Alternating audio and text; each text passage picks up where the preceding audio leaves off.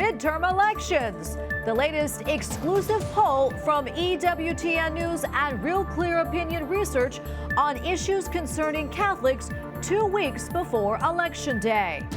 Protecting the unborn. The Archbishop of Los Angeles talks about an abortion measure that California voters will decide. Restoring trust. Britain's new prime minister commits to public confidence and economic stability. And prayer for peace. We're in Rome, where the Holy Father joins a gathering to intercede for Ukraine. On EWTN News Nightly for Tuesday, October 25th, 2022.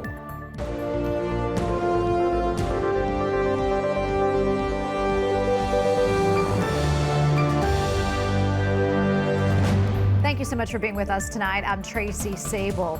Tonight, exclusive polling by EWTN News and Real Clear Opinion Research is showing what Catholics in key battleground states are focused on ahead of the midterm elections, now just 2 weeks away. The poll shows the economy is the biggest issue facing the country right now, and it seems dedicated mass-attending Catholics are poised to be a crucial voting group in deciding who will win control of Congress.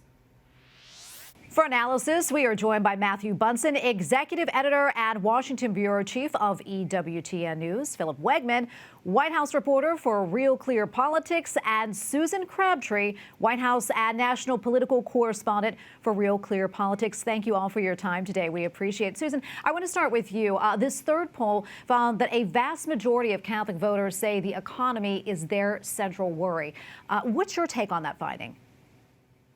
Well, it's interesting because you have Joe Biden, and he has made it abundantly clear that he believes that Roe v. Wade needs to be codified, and he disagrees with the Dobbs decision, and he's going to make that a priority, as Democrats have in this campaign as we head into the midterms. But the poll that we found in the battleground states disagrees with that, and says that the majority of the people, the voters out there, really believe the economy is the number one issue, and they want to leave that decision on abortion to the states.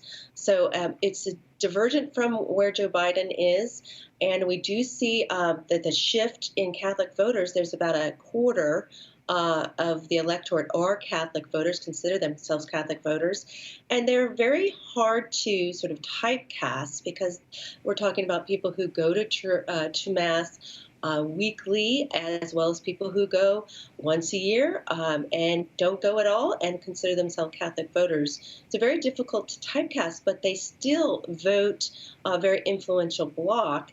And they really helped Biden across the finish line in 2020, giving him about a 5-point margin in the Catholic vote.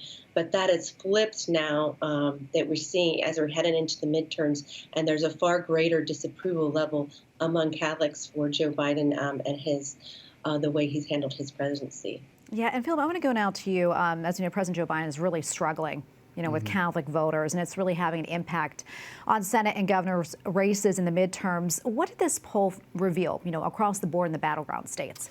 Well, I think Susan hit the nail on the head, because what we see from this polling is that the American Catholic voter, they want change. As Susan mentioned, they've already soured on President Biden. And if you look at these 6 battleground states, generally they favor either the incumbent Republican or the Republican challenger. And they're not buying the Democratic closing argument here. Democrats want it to be about abortion, like Susan mentioned a moment ago. But the American Catholic voter, overwhelmingly, from Nevada to Pennsylvania, what they're concerned about first and foremost is the economy. So if that slice of the electorate turns out, Susan mentioned that they're a quarter of the electorate, they really could tip the balance of these elections and not just, win a race here or there.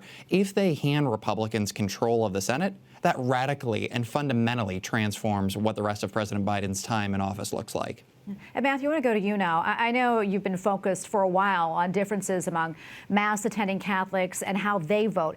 Is this poll consistent with previous EWTN News Real Clear polls? Well, it is really since November of 2019 when we began working with the Real Clear Opinion Research and sort of tracking where Catholics stand on the key issues and races of our time. What we have found is that there's a very crucial way of looking at the Catholic vote, so-called, and that is mass attendance. And we find consistently in poll after poll that the more often a Catholic goes to Mass, especially daily and weekly, is a key determiner in how they're going to vote. They're much more likely, for example, to follow the teachings of the Church, whereas those who do not go to Mass on a regular basis, either yearly or even less, they tend to be much more progressive and liberal in their views. What we're seeing with this poll is something interesting, though. President Biden has lost ground in every category of so-called Catholic. Regardless of how often they go to Mass, Catholics right now are not very happy with Joe Biden. But there's also something very interesting that we've found in these battleground polls, and that is in a number of these states, I think in particular Ohio, the number of Catholics who go to Mass weekly is slightly higher. And one of the things that tells us is that this is a group, as a sort of a cohort, that is especially soured on President Biden. He has the highest negative ratings among Catholics who go to Mass on a regular basis, either weekly or daily or around that same amount of time. They are going to be voting, and they could pose a really crucial block of voters in some of these very tight races in places like Ohio and Pennsylvania and even Florida. Yeah. And Susan, I'm going to go back to you now. The Hispanic vote really seems to be turning away from President Biden as well in his party. Do you think this poll is consistent with that trend? Yeah, I do think that is a big trend that we're seeing. We're seeing it in spots. We're seeing it in Texas, for instance, where a lot of jobs are tied to the oil market and energy issues and the energy industry. But we're not seeing it as much in places like California, where you have the majority of Hispanic jobs in the Central Valley tied to agriculture. So, yes, I think that is a trend we're seeing, certainly in places like Florida. You have Senator Rubio vying against Val Demings in Florida, and we thought that it was going to be, maybe the Democrats thought it was going to be a very competitive race in Florida, but we have strong Catholic support for Marco Rubio, and we had a very strong debate performance the other day, and especially when it comes to abortion. He was pushing back on this idea that Republicans are the ones that are extreme on abortion, and was calling on Val Demings to answer the question on where she stands and where she believes there should draw the line during a pregnancy on what would be lawful. But yes, according to this poll in Florida, you have the Catholics are clearly favoring Rubio, 59.1% over Demings, 36.9%. I believe he has strong Hispanic favorability in that race as well. Yeah. And Philip, let's go back to, I know 6 different battleground states had very similar results in terms of what is the most important issue and how they view the president. Yeah, and again, first and foremost, this race is going to be about the economy. Certainly, Catholic voters are concerned about immigration, about abortion, but by double digits in each of these battleground states that we polled, the economy was the most important. And what I think is so interesting is we're going to have a test case that we can try the day after the election. We're going to see whether or not the argument about Roe v. Wade that the White House and Democrats put forward, whether that actually energized their base and was able to help them attract more voters, or if perhaps, like we've seen some of these Republicans rebut that, like Marco Rubio, like Susan mentioned a second ago, whether or not they're able to turn that argument. It almost seems a little bit fringe for Democrats in the White House to be making this argument about Roe v. Wade currently, when people are more focused on inflation, on gas prices. And I was fascinated when I talked to Adam Laxalt in Nevada, who is sort of ambiguous on this question.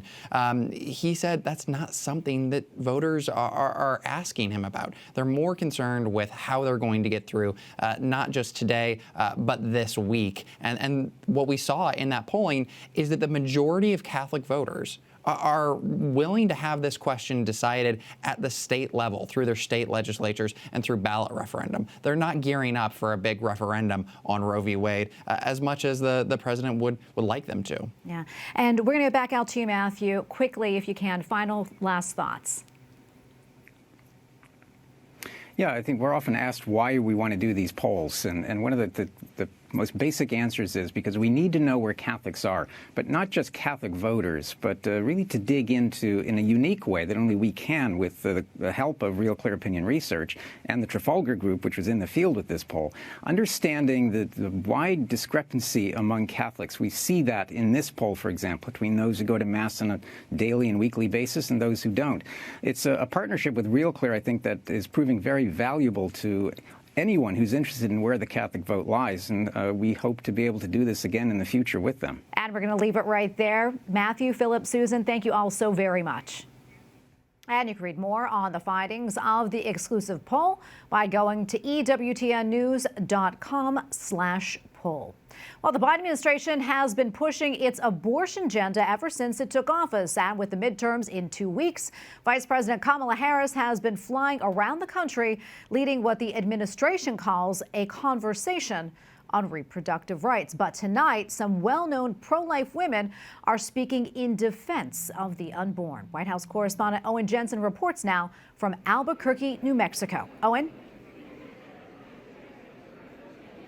Hi, Tracy. Good afternoon to you. We're here tonight at the University of New Mexico, where this afternoon Vice President Kamala Harris is holding another pro-abortion event, this time in the venue behind me, packed with, I'd say, at least 250, 300 students here in this theater. Now, the Vice President has held more than 20 similar events across the country in recent weeks, meeting with over 150 state legislators. Just last night, we were in Tampa, Florida, meeting with women who lead the America First Policy Institute, and they talked to us about the critical importance of defending life. Now the Democrats are called out for their extreme positions on abortion. They're for a late-term abortion. They're for sex selection abortion. They're for taxpayer-funded abortion.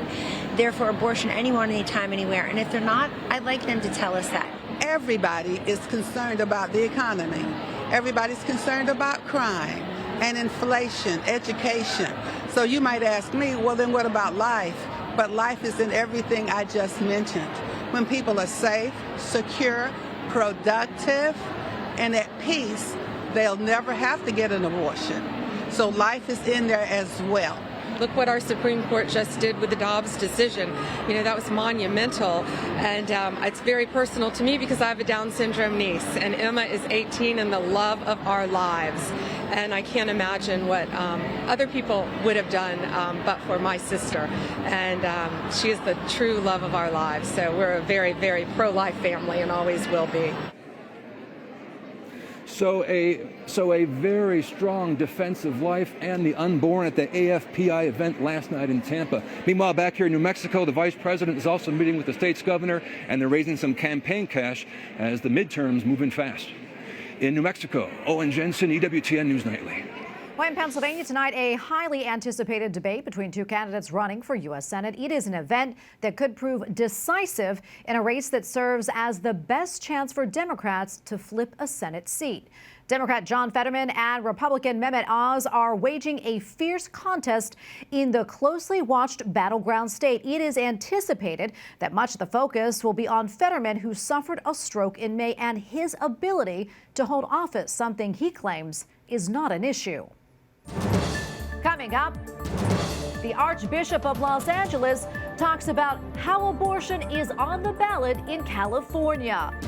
Plus, the latest legal setback for a Catholic pro-democracy businessman in Hong Kong.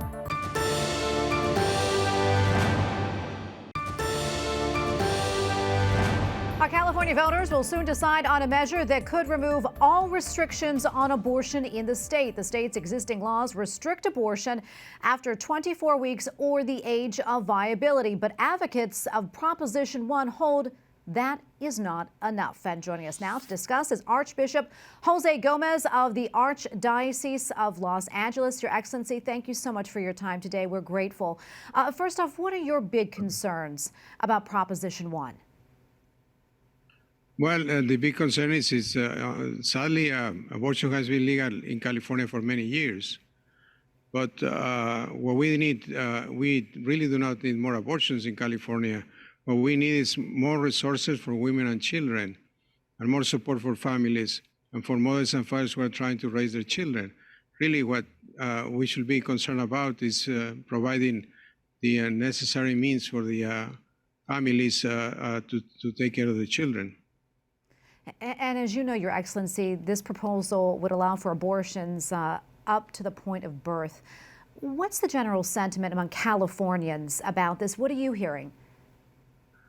Well, that is very extreme, that it will do nothing for women and children, and especially that it doesn't reflect the values of the people in California.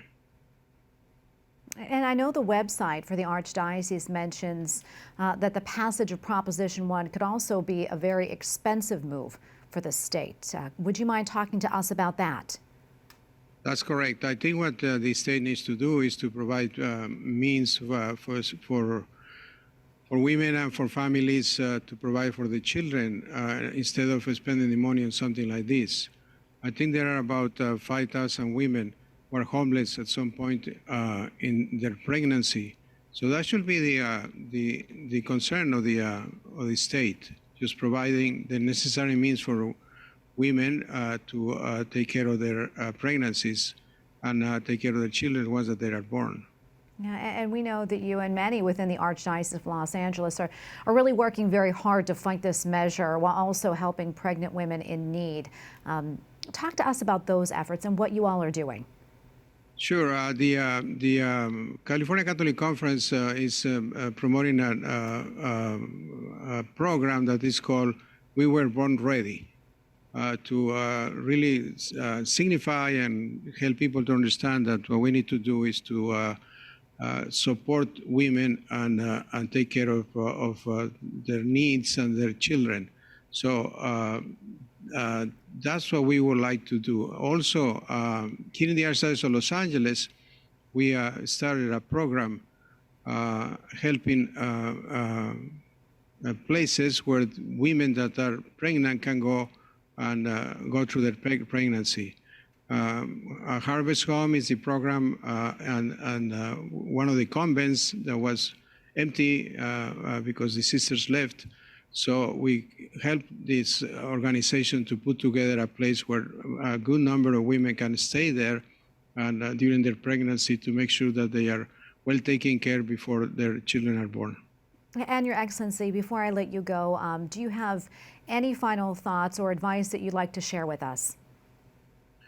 Well, the California Catholic Conference is asking people to reflect on what this Proposition 1 is, and especially to, at the end, to reject the proposition, voting no for Proposition 1.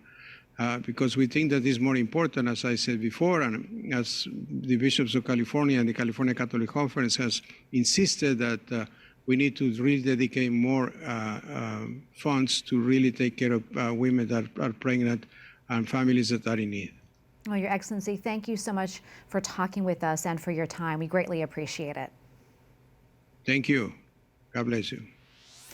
Meanwhile, Michigan voters must decide on abortion as well. The ballot measure is Proposal 3. Its text says, quote, every individual has a fundamental right to reproductive freedom. A commentary on this proposal can be found on the National Catholic Register online at ncregister.com. I will unite our country, not with words, but with action. I will work day in and day out to deliver for you. Britain's new Prime Minister pledges accountability to the British public as he assumes office. Rishi Sunak says that he will earn trust while pursuing an agenda for economic stability. 5 people are injured after a car bombing in a Russian-held city in Ukraine. Video from the aftermath shows damage to Russia's top security agency and to a local TV station. The explosion was one of several which an official says were staged by Ukrainian resistance fighters. In Hong Kong, Catholic pro-democracy businessman Jimmy Lai is found guilty on 2 counts of fraud related to office lease violations. Today's ruling is the latest in a series of state prosecutions for lies past political activism. The founder of Apple Daily remains in jail, facing additional charges under the city's national security law. Up next, we're in Rome, where the Holy Father leads a special prayer for peace in Ukraine.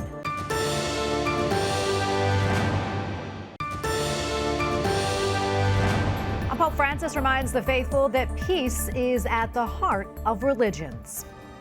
This afternoon, the Holy Father went to the Colosseum to pray for peace in Ukraine, together with representatives of Christian churches and communities gathered in Rome for a meeting called The Cry for Peace. The event was organized by the community of Sant'Egidio. EWTN News Rome correspondent Colm Flynn joins us now. Colm, great to see you. So what can you tell us about what the Pope said? A very good evening, Tracy, from the Colosseum in Rome, where this afternoon Pope Francis gave a speech in which he called again for peace in Ukraine and warned against the use of nuclear weapons. He started his speech by quoting his encyclical Fratelli Tutti, when he said that every war leaves our world worse than it was before. War is a failure of politics and a failure of humanity, he said. He went on to talk about the situation here in Europe, and he said that for a continent which has seen 2 horrific world wars in just the past 100 years, it was heartbreaking to see bloodshed and war continuing today, a war that bitterly affects even children and the elderly, he said. The Pope continued that peace in the world today had been gravely violated, he said, assaulted and trampled upon. He spoke about the use of atomic weapons, Tracy, and he said that this was something the world dreaded after what we saw happen to Hiroshima and Nagasaki. And despite the unbelievable death toll and the destruction they caused, the Pope said, quote, "Again, we hear the use of atomic weapons is being threatened outright. This is a very bleak scenario," end quote. The Pope went on to stress that God's plan in the world was a plan for peace and not for evil. He said that the voiceless must have a voice, there must be hope for the poor, and that peace must be embraced and nurtured. The Pope called on government leaders to listen seriously to the pleas for peace and called on all of us not to be indifferent during times of war. He said that we were not, quote, neutral, but we were allies of peace. And Colm, if you don't mind, tell us about some who were present today for the Pope's speech. Well, Tracy, this event has been running for 3 days in another part of Rome, but concluded today here at the Colosseum with Pope Francis. It was attended by the Italian President Sergio Mattarella, the French President Emmanuel Macron. It was attended by representatives from many different religions, including Islam and Judaism. And as this is an interfaith religious event, the Pope pointed to the fact, Tracy, that at the heart of all religions and sacred writings and church teachings, peace is at the core. And before I let you go, Colm, can you tell us a little bit more about this event and also the history of it? Well, this wasn't a once-off, Tracy. This is an annual event which was started by Pope John Paul II in Assisi in 1986. That's 36 years ago. It was started to encourage people of all different faiths to use their collective voice to pray for peace in the world. And, of course, when we look around at what is happening, it seems that it is needed now more than ever. Tracy? Indeed. All right. Thank you so much, Colm. Colm Flynn, EWTN Newsroom correspondent. Thank you again. And we thank you for watching tonight. For the entire EWTN News Nightly team, I'm Tracy Sable. Good night and God bless.